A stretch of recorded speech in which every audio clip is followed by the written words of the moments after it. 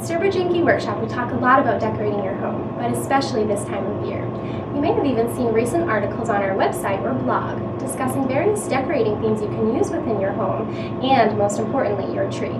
But before your tree looks like this, you need to get it first. So we thought it might be fun to visit a local tree farm to see how to cut and choose the perfect Christmas tree. We'll meet Jim Pearson, owner of the Beech Ridge Tree Farm in Scarborough.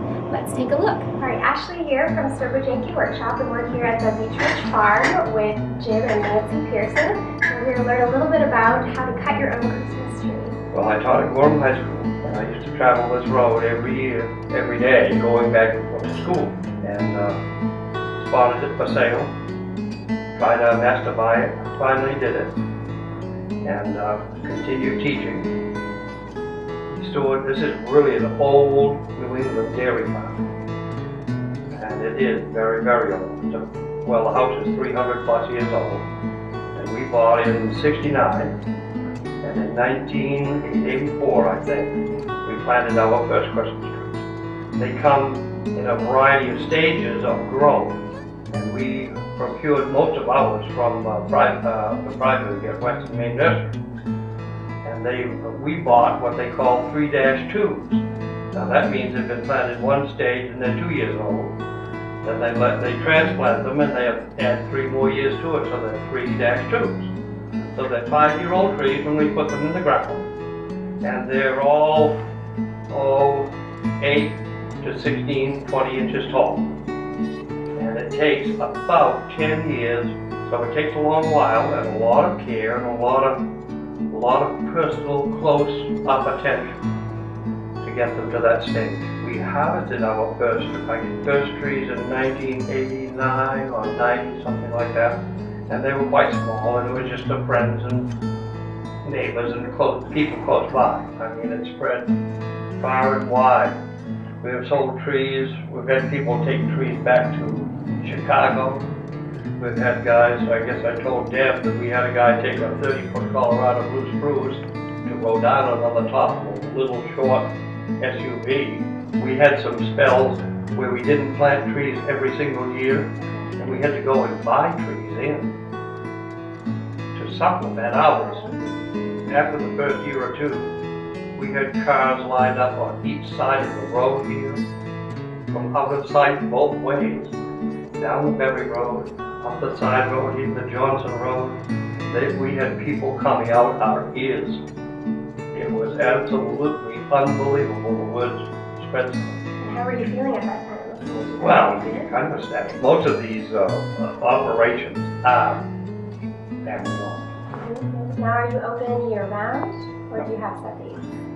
We open the day after Thanksgiving. Okay.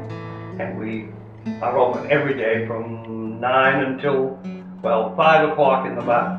We usually select a whole series of trees and put them up on racks in the barn for those who don't want to go out on a rainy day or kneel in the mud.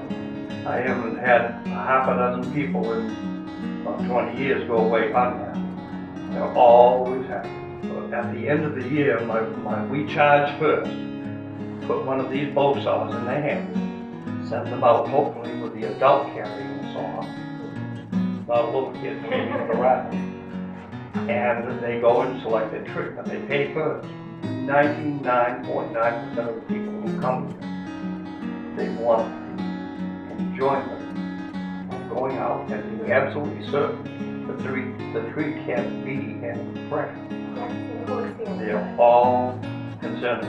We even tell them that when they get the tree home, if they have been here 15 or 20 minutes having a cup of hot chocolate or what have you, and getting warm, then when they get home, they cut a thin wafer off the bottom of it and get it right in water, even if it's in their garage or their breezeway, and they don't want to take them immediately.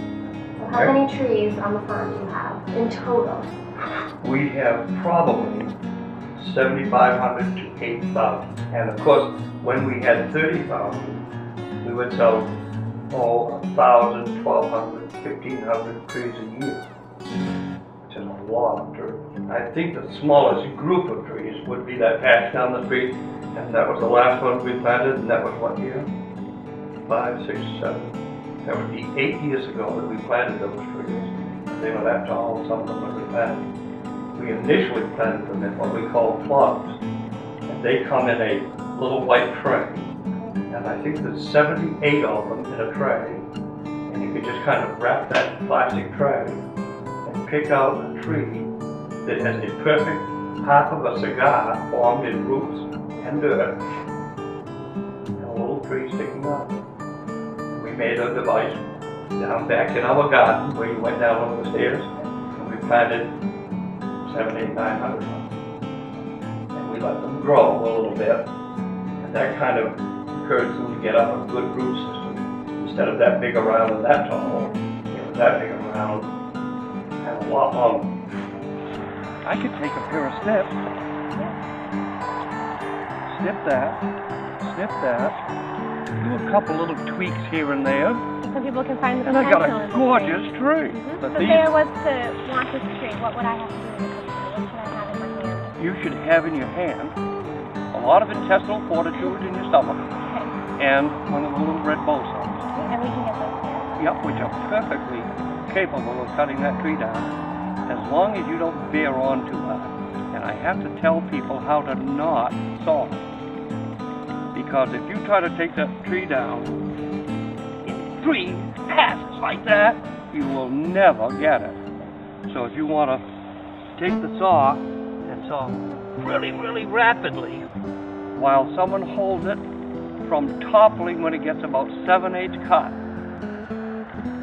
you'll have a tree down in 3 minutes. The tree across the trailer, say hop on, and we would take you probably up around this way where we could back your car right to the loading area. You and your husky husband could take that tree and walk along the side of the car. You have racks on your car. Sure do. You take that tree and roll it onto the car. You wouldn't try to jam it. You just roll it right up onto the rack. Take a piece of baling twine that we supply, wrap it around the tree trunk twice, and tie it down to the rack with the butt facing forward. Why is that? That will take the boughs, fold them in under the wind velocity, and the same on the top. So 2 places on the car, 2 pieces of twine. You're out of here with hot chocolate, ready to roll. We had the guy from into what's the outfit that where they number the license plate according to their importance. Okay. He was number 1 on his license plate. Now he was a Grand Bartholomew. He was a really smart cook. And he was up by that shed on the other side of the barn.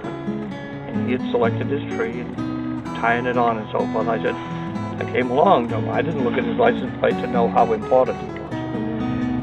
And I said to him, don't let me interrupt you, but I said, you may want to turn that tree around. He said, oh, really?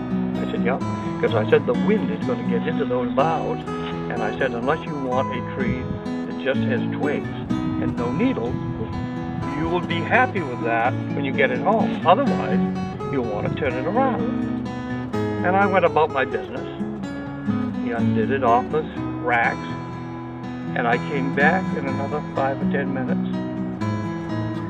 And I'd like to have you guess what direction he had it on the car. Front forward. No. Opposite. No. Uh-oh. Sideways.